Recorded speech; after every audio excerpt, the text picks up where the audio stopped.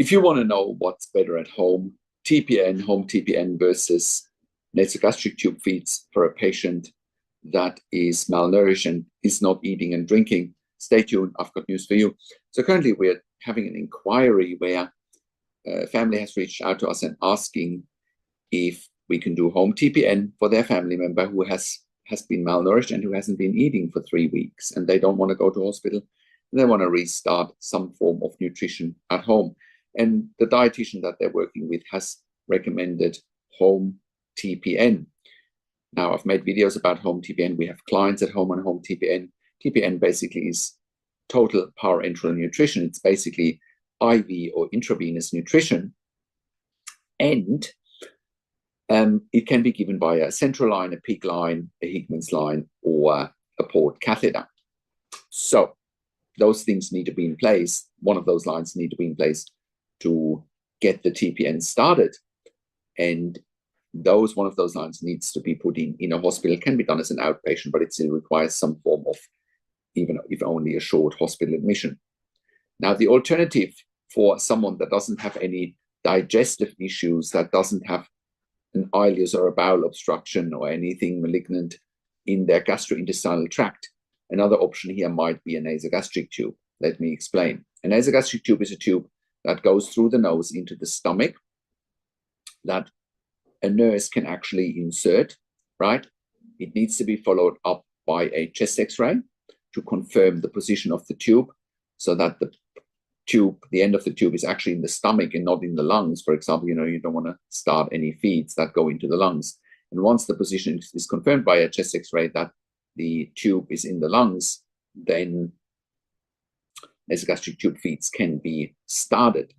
Okay, so, and in this particular situation, we actually recommended this family that we should start with a nasogastric tube instead of TPN, because TPN requires an intravenous line. There's much higher infection risk, whereas with a nasogastric tube, it's sort of quicker, much less intrusive, and there's much less infection risk, right? And, it can be done at home, right? We're sending one of our critical care nurses with a doctor's order to insert the nasogastric tube, do a home X-ray, home chest X-ray, and then we can start the nasogastric tube feed. So I hope that explains, malnutrition at home for you and how we can help you. That explains that. And then, on a day-by-day basis, we can, help feeding the patient with a nasogastric tube, manage the nasogastric tube, because it needs a bit of maintenance, and also monitoring the feeds. Probably has to be started slowly, especially if someone hasn't eaten for 3 weeks. You have to start slowly, because otherwise there could be some refeeding syndrome, which could put a patient in danger as well. So it needs to be monitored closely and needs doctor and nurse input in a situation like that. So to wrap this all up, with intensive care at home, we are providing 24-hour critical care nurses at home, predominantly for ventilation, tracheostomy, home BiPAP, home CPAP ventilation, without tracheostomy, tracheostomy without ventilation, home TPN, home IV potassium infusion, home IV magnesium infusion.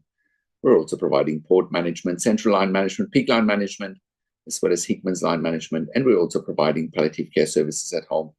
And we're also providing nasogastric tube management and PEG tube management at home. We're also sending our critical care nurses into the home for emergency department bypass services. We have done so successfully as part of a program at the Western Sydney Local Area Health District, their In Touch program, saving approximately $2,000 per patient that we keep at home instead of going to ED. We're also in a position to cut the cost of an intensive care bed by around 50%. An intensive care bed costs around $5,000 to $6,000 per bed day.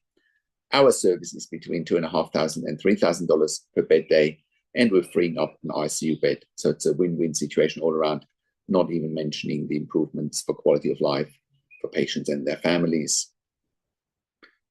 Now, with intensive care at home, we're currently operating all around Australia in all major capital cities, as well as in regional and rural areas. We are an NDIS-approved service provider all around the country, TAC and WorkSafe in Victoria, eye care in New South Wales, NIISQ in Queensland, DVA, the Department of Veteran Affairs all around the country.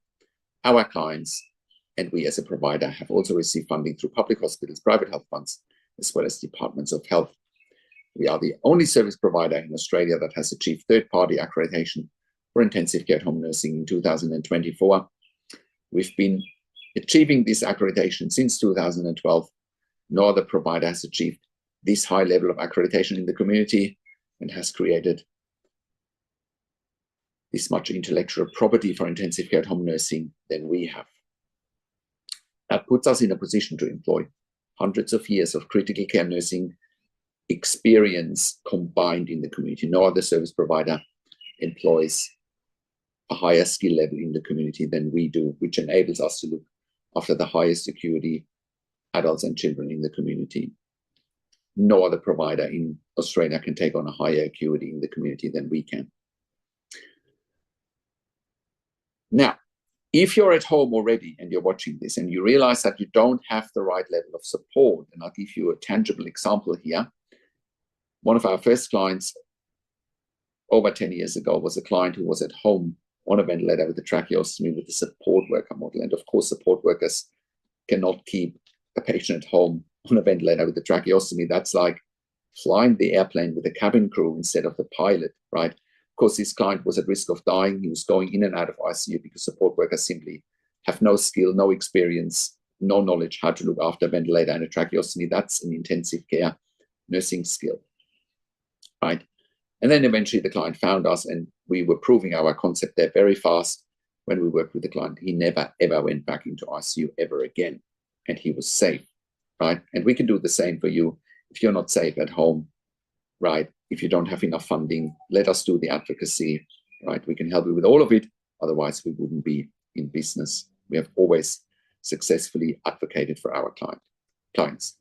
And that's also why we're providing level 2 and level 3 NDA support coordination. We have a team of NDA support coordinators, and they have a wealth of knowledge. And I put a written version to this, into the written version of this blog, to an interview that I've done with Amanda Richards, one of our NDA support coordinators. We're also providing TAC case management and WorkSafe case management in Victoria. And if you're an NDA support coordinator or a case manager from another organization watching this and you're looking for nursing care for your participants, please reach out to us as well. If you're looking for funding for more nursing care for your participants and you don't know how to go about it and what evidence to provide, I encourage you to reach out to us. We can help you with the right advocacy. We also provide NDI specialist nursing assessments done by critical care nurses with a legal nurse consulting background. And if you're a critical care nurse and you're looking for a career change, we're currently hiring for jobs for critical care nurses in the home in Melbourne, Sydney, Brisbane, in Albury, Wodonga, in Bendigo, in Geelong, and in Warragul in Victoria. If you have worked in critical care nursing for a minimum of 2 years, pediatric ICU, ED, and you have already completed a postgraduate critical care nursing qualification, we will be delighted to hearing from you. I have a disclaimer though, because we are offering a tailor-made solution for our clients, which includes regular staff. Our clients want to have the same staff coming over and over again because they are so vulnerable and so special. And that's why we need regular staff. So if you are looking for agency work where you can come and go, this is not the right fit for you, right? We are looking for consistency and our clients are looking for consistency. So please only apply for us with us if you can give us regular and consistent availabilities for shifts. And if you are really keen on building relationships with us and with our clients, otherwise it's not going to work. And if you're an intensive care specialist or an ED specialist, we also want to hear from you. We are currently expanding our medical team as well. We can also help you eliminate your bed blocks in ICU and ED for your long-term patients or for your regularly readmitting patients with our critical care nursing team at home. We're here to help you take the pressure off your ICU and ED beds.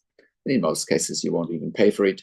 But even if you do pay for it, it's much more cost-effective than what you're paying in ICU or in ED for.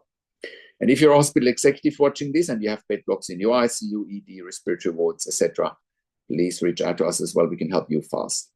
And if you're in the US or in the UK and you're watching this and you need help, we want to hear from you as well. We can help you there privately. Once again, our website is intensivecareathome.com. Call us on one of the numbers on the top of our website or send us an email to info@intensivecareathome.com. And if you like my videos, subscribe to my YouTube channel for regular updates for families with intensive care at home and intensive care. Click the like button, click the notification bell, share this video with your friends and families, and leave your comments below what you want to see next. What do you think about today's topic and what insights you have from this video? Thank you so much for watching. This is Patrick Hutzel from intensivecareathome.com, and I will talk to you in a few days. Take care for now.